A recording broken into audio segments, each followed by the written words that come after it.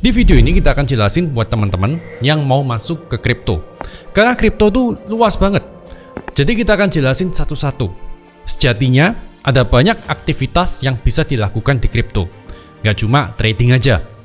Meski sebagian besar yang kalian tahu tentang kripto pasti cuma ngomongin tentang trading aja. Nah, anggap aja video ini kayak walkthrough kalian sebelum masuk ke kripto. Dan video ini kita akan bagi jadi beberapa bagian. Bagian yang pertama kita akan bahas sekilas apa itu kripto. Bagian kedua kita akan bahas mengapa kripto dan bukan kendaraan finansial yang lain. Bagian ketiga kita akan bahas tribe atau camp-camp yang ada di kripto. Karena di kripto itu banyak banget campnya dan semuanya ada potensi untuk bisa hasilin cuan berlimpah asal tahu caranya. Nah, oke, kita mulai aja ya.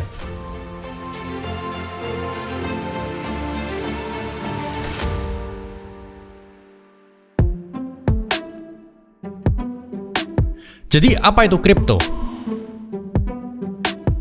Nah, kripto adalah internet plus blockchain plus reward. Ketiga hal ini nggak bisa terpisahkan satu sama lain. Nah, untuk paham tentang kripto, teman-teman harus paham tentang kuadran ini. Karena kripto itu luas banget. Yang pertama ada kripto as a base currency. Ya, kripto juga adalah currency. Paling nggak currency atau mata uang yang terbatas di ekosistemnya sendiri. Dipakai di atas platformnya sendiri untuk pembayaran dan untuk reward. Nah, kripto di kuadran ini ada koin-koin seperti Ethereum, Cardano, Phantom, Solana, dan lain-lain. Nah, Ethereum ya currency di atas network Ethereum. Solana ya currency di atas network Solana. Bayangkan koin kripto yang ada di kategori ini adalah currency dalam satu mall tertentu. Dan di mall itu kalau kita mau transaksi, ya cuma bisa pakai koin itu. Misal di mall Ethereum, kita cuma bisa transaksi dengan koin Ethereum. Di mall Solana, kita cuma bisa transaksi pakai koin Solana. Nah, yang kedua, ada crypto as token governance. Nah, tadi kita udah bahas tentang crypto as base currency, yang mana adalah currency dalam satu mall tertentu. Nah, di dalam mall juga ada kios-kios kan? Di dalam blockchain juga ada kios-kios yang biasa kita sebut dengan decentralized application. Nah, notice kata decentralized di sini. Apa maksudnya? Maksudnya adalah user punya power lebih, bukan sekedar pengguna, tapi juga bisa ikut govern dan menentukan aplikasi ini next bakalan gimana. Jadi decentralized application ini menerbitkan token. Nah, token ini yang menentukan power kita di governance sebuah decentralized app. Misal kita punya token UNI, kita juga punya power nih untuk ikut ambil keputusan dalam sebuah voting di Uniswap. Nah, di sini kita kenal dengan konsep Web3. Web3 sejatinya adalah ruh dari kripto yang ada di kuadran ini. Karena kripto di kuadran ini adalah startup bisnis dengan model bisnis Web3. Nah, apa itu model bisnis Web3? Model bisnis Web3 yaitu adalah sebuah model yang memberikan power lebih kepada user sebagai pengendali melalui token governance. Dan gak cuma power dalam bentuk token governance aja, tapi ada kuadran yang berikutnya, yaitu crypto as digital currency. Nah, di kuadran ini ada USDT, USDC, dan stablecoin lainnya yang berfungsi sebagai stablecoin yang di-peg dengan dolar. Ada pula IDRT yang di-peg dengan rupiah.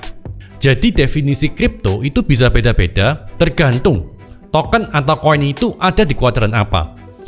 Begitu luasnya kripto dan nggak bisa dikotak-kotakan jadi satu aktivitas aja, misalnya trading.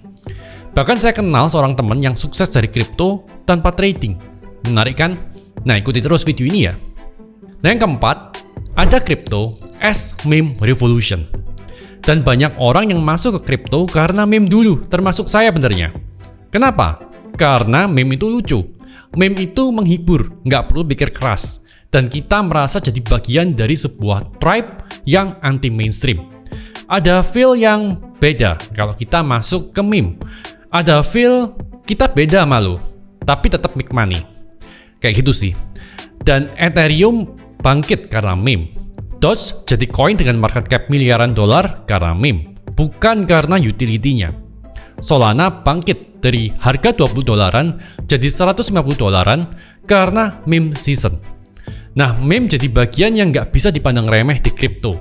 Karena kalau kita lihat lebih dalam, meme yang kuat ada strong community di dalamnya. Kalau ditanya underlying meme apa, yaitu adalah strong and occultish community. Kuadran yang kelima ada crypto as digital property. Melalui teknologi blockchain, aset-aset secara digital bisa ditokenize, bisa diperjualbelikan. Misalnya aset berupa item game, trading card, tanah virtual, alamat domain, karakter atau avatar game, dan masih banyak lagi. Nah, melalui teknologi blockchain, aset-aset di dunia nyata juga bisa ditokenize, bisa diperjualbelikan juga. Misalnya kepemilikan tanah, benda seni, surat utang suatu negara, obligasi perusahaan, dan masih banyak lagi. Jadi kripto bisa jadi solusi agar aset-aset tradisional yang kurang liquid bisa jadi lebih liquid, bahkan punya akses market global. Nah, jadi kalau ada yang bilang kripto itu aset angin dan gak ada underlying-nya, saya nanya tuh ke orangnya, tunggu, kripto di kuadran mana yang Anda maksud? Yang ngomong kayak gitu, kirimin aja video ini ya guys. Oke. Saya tahu banget ada banyak istilah yang baru buat kalian, ada staking, governance, dApps, stablecoin, dan masih banyak lagi. Nah, teman-teman bisa mampir ke video ini, kita bahas aneka istilah tentang kripto. Next kita akan bahas, kenapa harus kripto? Ya karena hanya kripto lah, satu-satunya tools finansial yang kasih aneka reward. Seperti yang tadi kita sampaikan di awal, kripto adalah internet plus blockchain plus reward. Uang nggak bertumbuh dari pohon. Ya, betul. Tapi uang bertumbuh di blockchain. Ketika traditional finance mungkin hanya utilize internet aja, tapi kripto pakai blockchain. Nah, apa itu blockchain? Blockchain adalah buku besar yang transparan, permissionless, spendable, dan immutable. Buku besar adalah utility terpenting dalam industri finansial apapun. Misalnya bank, tugasnya ya mencatat keluar masuknya uang. Kustodian saham, tugasnya mencatat kepemilikan saham masing-masing orang. Lembaga clearing, tugasnya mencatat transaksi saham yang dijual atau dibeli oleh orang. Lembaga apapun pasti punya buku besar, apalagi menyangkut tentang uang. Nah, tapi apa maksudnya transparan? Transparan maksudnya publik bisa lihat aktivitas user, reserve-nya, developer, dan bahkan revenue-nya secara real time. Nggak perlu auditor, karena semua yang ada di on-chain itu jujur dan apa adanya. Ini yang nggak ada di traditional finance. Nah, saya pernah bahas tentang gimana cara cek laporan keuangan di industri kripto di video ini. Kemudian kalau permissionless, apa maksudnya? Permissionless maksudnya siapapun punya akses ke sana. Yang diperlukan hanyalah wallet Web3. Nggak melihat dari mana kita, siapa kita. Semua user punya hak yang sama. Nah, ini beda dengan traditional market, di mana orang nggak bisa dengan mudah punya akses perbankan secara global. Karena permission, bukan permissionless. Kemudian spendable, maksudnya bisa dengan mudah dikirimkan ke user lain, dengan mudah dan cepat, dengan teknologi blockchain. Atau bisa dikonsumsi secara digital, misal dengan di-stake di protokol tertentu, dan kita dapat yield. Immutable, apa maksudnya? Maksudnya adalah apa yang udah tertulis di blockchain nggak bisa diubah, nggak bisa di-undo, nggak bisa dimanipulasi. Ini yang nggak ada di traditional market. Nah, jadi itu internet, blockchain, dan kemudian reward. Kabar baiknya, seluruh user di Web3 yang participate itu di-incentivize atau dapat reward. Misalnya, early adapter dapat kompensasi berupa airdrop. Validator dapat kompensasi berupa token reward. Investor dapat kompensasi berupa privilege membeli token di harga awal atau perdana. Bug bounty dapat kompensasi berupa reward. Kemudian yang isi liquidity pool dapat kompensasi berupa yield dan masih banyak lagi. So, internet, blockchain, dan reward ini adalah 3 pilar yang menjadikan crypto as a whole. Nah, jadi mudahnya kenapa harus kripto nih? Ya di sini ada banyak reward dengan teknologi yang lebih transparan, permissionless, spendable, dan immutable. Itu semua nggak ada di industri manapun, hanya ada di kripto yang kasih reward ke user yang participate. Dan boleh juga dibilang, kripto adalah disruptive teknologi yang akan kasih reward lebih banyak untuk early adopter. Dan saat ini, kita masih sangat amat early.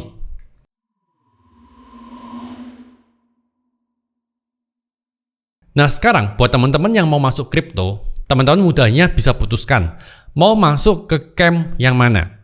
Ini bukan tentang kepercayaan ikut camp apa, tapi untuk kasih gambaran ke teman-teman betapa luasnya kripto. Dan saya percaya, nggak ada satu orang pun di muka bumi ini yang tahu kripto hingga 100%. Not even Vitalik Buterin. Vitalik mungkin bisa bikin project, tapi dia mungkin nggak bisa bikin community, atau bahkan nggak bisa trade. Jadi yang saya temukan, ada orang yang pintar trading, tapi nggak jago DeFi. Ada orang yang pintar cari yield di DeFi, tapi nggak pintar trading. Ada orang yang pintar trading, tapi nggak bisa bikin project. Ada orang yang pintar bikin project, tapi nggak ngerti macroeconomics dan business cycle di crypto. Jadi campnya ada banyak, dan tiap camp punya camp master atau suhunya masing-masing. Pesan saya buat teman-teman, belajar ke camp master masing-masing campnya. Karena nggak ada orang yang tahu 100% tentang crypto. So, kunjungi campnya masing-masing. Ada apa aja nih campnya? Yang pertama ada camp investor. Di camp ini hanya buy and hold. Sabar jual di harga tinggi. Di camp ini skill yang teman-teman perluin hanya perlu bisa baca fundamental suatu project dan punya conviction di tengah market yang naik turun. Camp yang kedua ada camp trading. Di camp ini kalian jual beli aset kripto dalam rentang waktu tertentu. Nah, di camp ini teman-teman wajib belajar skill tentang fundamental, technical, dan analisa on-chain masing-masing coin. Harus paham konsep tokenomics dan gimana inflation rate di kripto bekerja. Teman-teman juga harus paham tentang ekonomi global yang mempengaruhi naik turunnya harga token. Nah, mungkin ada teman-teman yang nanya, oke deh, saya pengen cobain. Buat teman-teman, saya rekomendasiin mulai beli atau bisa trading di Pintu. Karena UI-nya mudah banget buat teman-teman yang mau trade, yang masih newbie. Kalau udah advance juga ada Pintu Pro, teman-teman bisa trade dengan limit order. Kalau ada yang mau akses Web3 juga, Pintu udah punya Web3 wallet. All in one nih, fiat on and off ramp-nya juga gampang. Nah, untuk Pintu Web3, meskipun walletnya ini satu aplikasi dengan Pintu Exchange, tapi transaksinya dilakukan di DEX. Dan sejauh yang saya tahu, belum ada pajak yang mengatur untuk transaksi di DEX seperti di Exchange. Oke, kita lanjut ke camp yang berikutnya ya. Di camp yang ketiga ada Degen Camp. Di camp ini kalian akan belajar spekulasi koin-koin atau token meme seperti token anjing, kucing, ataupun dino. Degen ini adalah spekulasi tingkat tinggi. Kalian yang main di camp ini pastikan hanya sebagian sangat kecil dari porto kalian. Skill yang teman-teman perlu di camp ini ya screening token dengan volume yang bagus, yang ada kemungkinan listing di exchange atau diambil oleh whale. Camp yang keempat ada camp airdrop hunter. Di camp ini kalian harus bisa pakai wallet Web3, bisa berburu dan berpetualang ke aneka aplikasi atau bahkan chain yang masih baru. Singkatnya sih kalian coba-cobain testnetnya atau project-project baru yang belum launch. Nah, waktu kalian coba, wallet kalian kan nanti tercatat secara on-chain. Nah, nanti waktu tokennya launch, kalian akan dapat reward sebagai ucapan terima kasih karena telah membantu pengembangan project dan jadi early adopter. Nah, di camp ini teman-teman wajib punya skill untuk akses wallet DeFi, mengamankan wallet, dan meluangkan waktu untuk menggarap tugas-tugas yang dikasih oleh si protokol. Nah, tentang wallet DeFi, kemarin saya cobain wallet Web3-nya Pintu. Kalau menurut saya ini adalah one of the best UI Web3 wallet dan udah support Wallet Connect. Jadi kalian bisa connect dengan dApps apapun dengan seamless dan nyaman. Di Pintu Web3 juga udah ada built-in browsernya. Waktu connect kalian tinggal pilih Wallet Connect terus pilih Pintu. Atau kalian juga bisa pakai browser laptop dan scan QR code-nya via Wallet Connect. Bener-bener seamless banget dan bisa untuk akses dApps apapun. Dan Pintu Web3 langsung terintegrasi dengan Pintu Exchange yang udah terregulasi oleh Bapepti. Oh ya, yang perlu diingat teman-teman, yang terregulasi adalah Pintu Exchange-nya ya guys. Dan actually ini adalah kabar baik buat airdrop hunter, karena sekarang fiat on dan off ramp-nya juga lebih mudah dengan pintu Web3. Juga cuma pintu Web3 yang jadi satu-satunya Web3 wallet yang punya CS 24 jam nonstop yang berbahasa Indonesia. Nah, ini nggak ada di wallet lain. Kalau tentang security-nya, security di pintu Web3 pakai teknologi MPC atau Multi-Party Computation, mengkombinasikan centralized wallet dan self-custody wallet. Dan nggak ada aset yang di-hold oleh pintu karena asetnya ada di blockchain dengan address tersendiri, bukan address hold ataupun cold walletnya pintu. Juga ada real-time warning kalau kita mau mengakses website yang beresiko. Oke, kita lanjut ke camp-nya. Camp yang kelima ada Public Sale Hunter. Di camp ini kalian akan berburu project-project yang akan terbit di berbagai launchpad protokol atau fair launch protokol. Di camp ini kalian bisa beli token di harga perdana. Istilahnya ikut jadi investor di tahap awal sebelum project itu launch. Di sini teman-teman punya kesempatan jadi mini venture capital. Di camp ini kalian wajib tahu skill tentang baca tokenomics, white paper, hingga valuasi suatu project. Camp yang keenam ada camp retro drop. Mirip nih kayak camp airdrop, tapi pakai duit. Artinya kita mungkin stake coin atau token tertentu, atau mungkin swap hingga threshold tertentu. Kita ngumpulin poin, dan poin ini bisa ditukar dengan token dApps-nya waktu launch. Di camp ini sama nih dengan airdrop hunter skillnya. Bedanya di sini pakai duit. Mungkin ikut isi TVL atau stake token tertentu. Camp yang ketujuh adalah camp yield farmer. Di camp ini kalian nggak cuma buy and hold, tapi juga stake coin atau token di tempat yang bisa kasih yield. Misal bisa delegate atau stake coin kita ke validator dan berbagi fee. Atau ikutan jadi liquidity provider di DEX. Karena LP itu penting banget di crypto, tanpa liquidity provider orang nggak bisa trade. Yield di crypto ini bisa berubah tiap hari. That's why kita namakan yield farming. Ibarat kayak orang bertani, tapi nggak bertani di tanah beneran. Bertani di kripto. Hunting protokol-protokol yang bisa kasih aneka yield. Dan skill yang kalian perlukan, ya skill untuk akses aneka chain. Skill untuk screening LP agar nggak kena honeypot, dan lain-lain. Nah, kalau teman-teman pakai Web3 walletnya pintu, bisa langsung pakai wallet connect dan connect wallet dengan pintu Web3. Atau bisa juga dengan laptop dan scan QR. Camp yang ke-8 adalah camp bug bounty. Di camp ini umumnya para coder atau developer yang cari bug di suatu app. Nah, kalian bisa dapat reward kalau kalian nemuin bug. Dan di camp ini jelas perlu skill coding. Camp yang ke-9 adalah NFT collector. Di camp ini, user adalah kolektor NFT. Mulai dari NFT in-game item hingga NFT dengan gambar dan utility. Misal ada ordinals dan juga runes di Bitcoin. Ada ERC 404 di Ethereum, atau NFT OG seperti Bored Ape dan Gozali.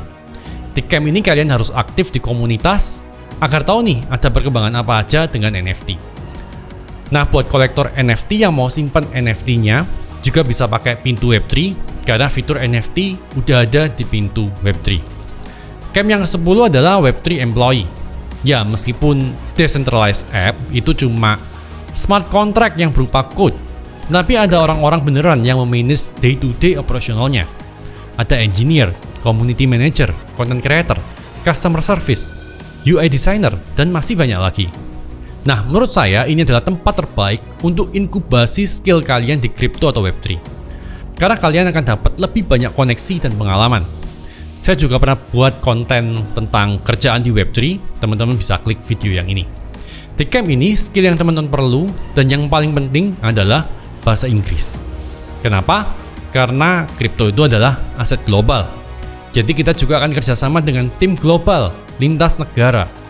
Keren kan? Dan kabar baiknya, kita bisa digaji dolar atau mungkin dapat info ordal tentang perkembangan sebuah project. Nah, jadi ada 10 camp dengan camp masternya masing-masing. Teman-teman bebas main ke camp manapun, cobain satu-satu yang paling cocok, belajar sama suhu atau camp master masing-masing camp. Nggak ada camp yang lebih baik daripada camp lain, semua kembali ke kita masing-masing. Dan ingat, nggak ada dewa kripto yang paham semuanya A2C tentang kripto, karena inovasi jalan jauh lebih cepat ketimbang yang bisa dipelajari.